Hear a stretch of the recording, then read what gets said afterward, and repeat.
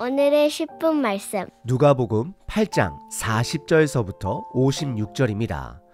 누가복음 8장의 시작은 예수님께서 두 가지 비유, 곧 씨 뿌리는 비유와 등불 비유를 통해 우리가 드러난 말씀 앞에 어떤 태도를 가져야 하는지 가르치시는 장면입니다.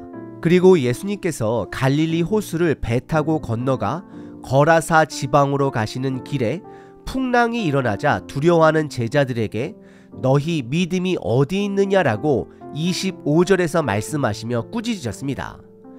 누가복음 8장은 처음에는 말씀에 대한 태도를 강조하다가 점점 믿음이라는 주제로 넘어갑니다. 그렇다면 여러분, 믿음이란 무엇일까요? 믿음은 완벽한 신앙을 의미하지 않습니다. 믿음은 곧 관계입니다. 예수님을 끝까지 신뢰하는 것이고 신뢰함으로 동행하는 것이 믿음입니다. 절망적인 상황 속에서도, 두려운 순간에서도, 때로는 짜증나는 상황 속에서도 예수님의 주권을 믿고 그분의 타이밍을 신뢰하는 것이 바로 믿음입니다.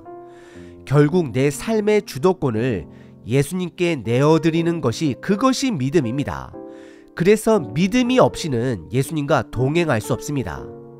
믿음이 없다면 예수님을 통제하려 할 것입니다. 하지만 예수님은 우리의 통제를 받으시는 분이 아니십니다. 오늘 본문에는 두 명의 딸에 대한 이야기가 나옵니다. 첫 번째 딸은 회당장 야이로의 12살 된 딸로 그녀는 병으로 인해 죽어가고 있었습니다. 두 번째 딸은 12년 동안 혈류증을 앓아온 여인입니다.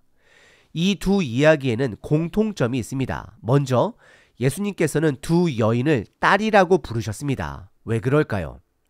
예수님께서 이들을 단순히 병든 환자나 죽어가는 사람으로 보신 것이 아닙니다. 하나님 앞에서 소중한 가족, 딸로 여기셨기 때문입니다. 이전에 예수님의 가족들이 찾아왔을 때 예수님께서는 하나님의 말씀을 듣고 행하는 사람이 내 가족이다라고 21절에서 말씀하셨습니다. 그렇다면 예수님의 가족이 되려면 무엇이 필요할까요? 바로 믿음입니다. 또한 두 여인은 12라는 숫자로 연결됩니다. 야이로의 딸은 12살, 혈류증을 앓은 여인은 12년 동안 병을 앓았습니다. 한 사람은 12년 동안 생명을 누렸고 다른 한 사람은 12년 동안 고통 속에 있었습니다. 흥미로운 점은 야이로의 딸 이야기 안에 중간에 혈류증 여인의 이야기가 있다는 것입니다. 이것은 누가복음이 의도적으로 믿음을 강조하는 것입니다. 오늘 본문을 통해 우리 각자의 믿음을 돌아보시길 바랍니다. 내 믿음은 어떤 믿음입니까? 이 땅에 매여있는, 묶여있는 믿음인가요? 아니면 이 땅을 넘어선 하나님 나라의 일에 동참할 수 있는 믿음이신가요? 믿음은 완벽한 신앙이 아니라 예수님과의 관계입니다. 어떠한 절망적인 상황 속에서도 그분을 끝까지 신뢰하고 그분의 삶의 주도권을 내어드리는 것이, 그것이 믿음입니다. 오늘 본문에는 두 가지 이야기가 나옵니다. 첫 번째는 회당장 야이로의 딸 이야기, 두 번째는 12년 동안 혈류증을 앓았던 여인의 이야기입니다. 이 두 이야기는 서로 연결되어 있습니다. 먼저 중간에 등장하는 혈류증 여인의 이야기를 살펴보겠습니다. 43절서부터 48절입니다. 43절에 한 여인이 등장합니다. 그녀는 12년 동안 혈류증으로 고통받았고 아무에게도 고침을 받지 못했습니다. 그녀의 상황을 세 가지로 정리할 수 있습니다. 첫 번째, 율법적으로 부정한 여인입니다. 레위기 15장에 따르면 피가 멈추지 않는 여인은 부정한 상태로 여겨졌습니다. 그녀가 다른 사람을 만지거나 그녀가 앉았던 자리조차 부정해집니다. 두 번째는 사회적으로 소외된 자입니다. 사람들과 어울릴 수 없었고 늘 격리된 삶을 살아야 했습니다. 세 번째는 절망적인 현실입니다. 그녀는 의사도 찾아갔고 아마 사기꾼들에게도 속았을 것입니다. 육체적으로, 사회적으로, 영적으로 완전히 절망에 빠진 상태였습니다. 44절에 그녀는 사람들에게 들키지 않으려고 몰래 예수님 뒤로 가서 옷자락을 만집니다. 그리고 즉시 혈루증이 멈추는 것을 느꼈습니다. 하지만 45절에서 예수님께서는 갑자기 걸음을 멈추시고 내게 손을 댄 자가 누구냐라고 물으십니다. 사람들이 몰려있기에 베드로는 당연히 예수님, 사람들이 다 밀치고 있습니다 라고 반응합니다. 하지만 46절에서 예수님은 아니다. 누군가가 믿음으로 내게 손을 대었고 내게서 능력이 나갔다라고 말씀을 하십니다. 이 말에 여인은 더 이상 숨을 수 없음을 깨닫고 두려운 마음으로 예수님께 나아갑니다. 그리고 그녀가 처한 상황과 예수님을 만짐으로 그녀의 병이 나았음을 모든 사람들 앞에서 증언을 합니다. 48절에서 예수님은 그녀에게 딸아, 내 믿음이 너를 구원하였으니 평안히 가라 라고 말씀을 하십니다. 이 절이 중요한 이유는 사복음서에서 예수님이 유일하게 한 개인을 딸이라고 부르신 장면이기 때문입니다. 예수님께서는 그녀를 병자 취급하지 않으셨습니다. 그녀를 가족으로 받아들이셨습니다. 그리고 예수님은 단순히 내 믿음이 내 병을 고쳤다라고 말씀하지 않으십니다. 대신 내 믿음이 너를 구원했다라고 말씀하셨습니다. 왜 구원이라는 단어를 사용하셨을까요? 예수님은 그녀에게 단순한 육체적 치유가 아니라 영원한 구원을 주셨기 때문입니다. 그녀가 믿음으로 예수님께 나아갔을 때 그녀는 육체적 회복, 사회적 회복을 넘어 영적인 회복까지 경험한 것입니다. 여러분, 우리는 예수님을 단순한 문제 해결사로 생각하고 있지는 않으십니까? 예수님은 문제를 해결하시는 분이 아니라 우리의 완전한 구원자 되심을 기억하셔야 합니다. 두 번째 이야기는 절망 가운데 있는 야이로입니다. 이제 회당장 야이로의 이야기로 40절서부터 42절까지 돌아보겠습니다. 40절에 보시면 예수님께서 거라사 지역에서 돌아오시자 사람들이 예수님을 환영하고 기다리고 있었습니다. 그들은 예수님이 언제 오실지 몰라서 계속 그 자리에서 기다리고 있었습니다. 41절에 그 무리 가운데 회당장 야이로가 기다리고 있었습니다. 그는 마을에서 어느 정도 위치가 있는 지도자였지만 지금은 누구보다도 간절한 마음으로 예수님을 기다리고 있었던 자였습니다. 예수님이 배에서 내리시자마자 그는 예수님의 발 앞에 엎드려 자신의 집에 와달라라고 간청합니다.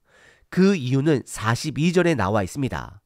그에게 12살 된 외동딸이 있었는데 죽어가고 있더라라고 기록합니다. 야이로는 이미 다른 자녀들을 잃은 경험이 있었을지도 모릅니다. 그에게 이 외동딸은 너무나도 소중한 존재였습니다. 하지만 딸이 죽어가고 있었습니다. 그는 골든타임을 놓치지 않기 위해 예수님께 애원하고 있었습니다. 그런데 40절에 보시면 문제가 발생합니다.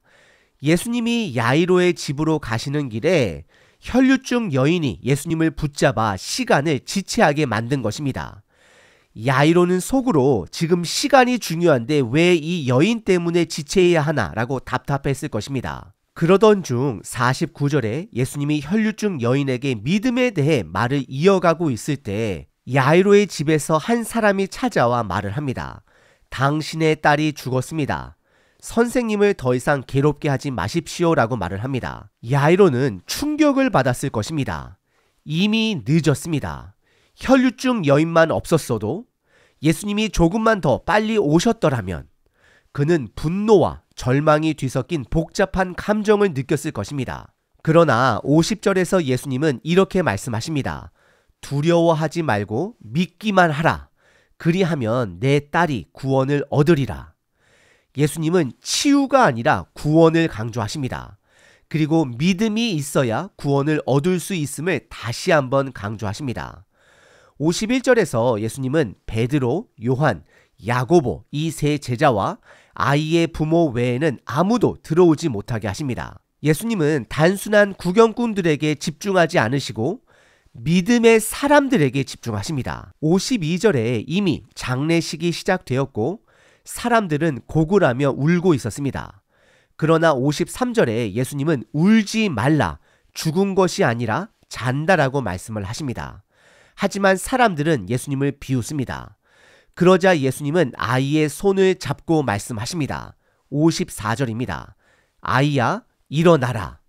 그러자 55절에 그의 영이 돌아와 아이가 살아났음을 기록합니다. 그리고 예수님은 그녀가 살아났음을 확실하게 하기 위해 먹을 것을 주라고 명령하십니다.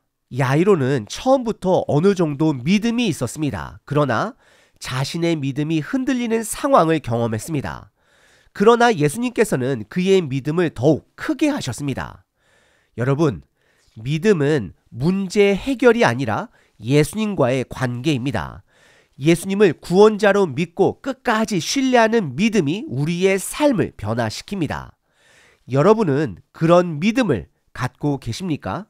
오늘 본문은 단순한 질병의 치유 사건이 아닙니다. 누가복음은 예수님께서 단순히 병을 고치시는 분이 아니라 구원을 주시는 분이심을 강조하고 있습니다. 그리고 그 구원에는 반드시 믿음이 필요합니다. 예수님은 우리가 믿음으로 살아가길 원하십니다. 절망적인 이 땅의 상황에서도 희망이 보이지 않는 순간에서도 예수님을 끝까지 신뢰하는 믿음을 가지길 원하십니다. 우리는 잘 알고 있습니다. 오늘 본문에 등장한 두 여인이 질병적으로 회복되었을지라도 결국 시간이 지나 죽었을 것입니다. 예수님께서 이들에게 주신 것은 잠시 동안의 치유가 아니라 영원한 구원이었습니다. 우리도 마찬가지입니다. 만약 우리가 예수님을 단순히 이 땅에서의 문제 해결사로만 믿고 있다면 그 믿음은 결국 제한된 믿음, 죽을 수밖에 없는 믿음이 되고 맙니다. 그러나 예수님이 우리에게 주시고자 하는 것은 일시적인 회복이 아니라 영원한 구원입니다.